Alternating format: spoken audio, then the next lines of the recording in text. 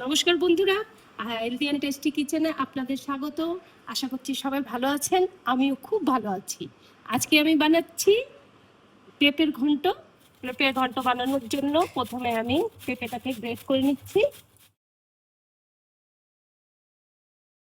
এবার আমি কড়াইতে তেল দিয়ে দিচ্ছি।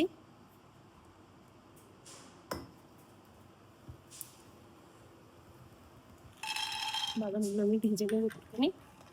এবার আমি আলুটাকে একটু ভেজে নেব, একটু হলুদ আর নুন দিয়ে। আলুটা ভাজা হচ্ছে, ততক্ষণে আমি একটা মশলা পেস্ট করে নিচ্ছি। এতে আমি আদা, কাঁচা লঙ্কা আর টমেটো দিয়েছি। এখানে একটা মশলা তৈরি করে নিচ্ছি।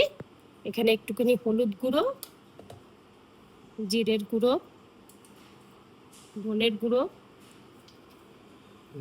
লঙ্কার গুঁড়ো, সামান্য পরিমাণ জল দিয়ে এটাকে রেখে দিই। কড়াইতে আমি তেল দিয়ে দিয়েছি। এখন আমি এতে দুটো শুকনো লঙ্কা, একটু জিরে আর একটু তেজপাতা দিয়ে দিলাম। জিরেগুলো ভাজা হয়ে গেছে। এখন আমি এখানে টমেটো পেস্টটা দিয়ে দিলাম। টমেটো, আদা, কাঁচা লঙ্কার পেস্ট। আর এটা মশলাটা বানিয়ে রেখেছিলাম, জিরা, শুকনো লঙ্কা, এই মশলাটা। এবার আমি এখানে নারকেল কুচনোগুলো দিয়ে দিলাম। সাথে আমি ভেজে রাখা আলুটাও দিয়ে দিচ্ছি।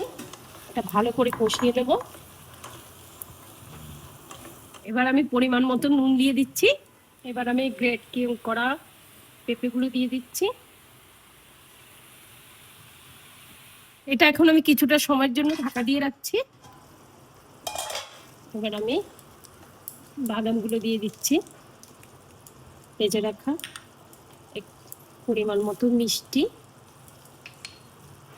ঘি,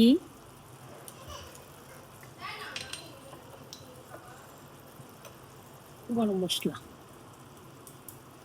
এবার এটা মিক্স করে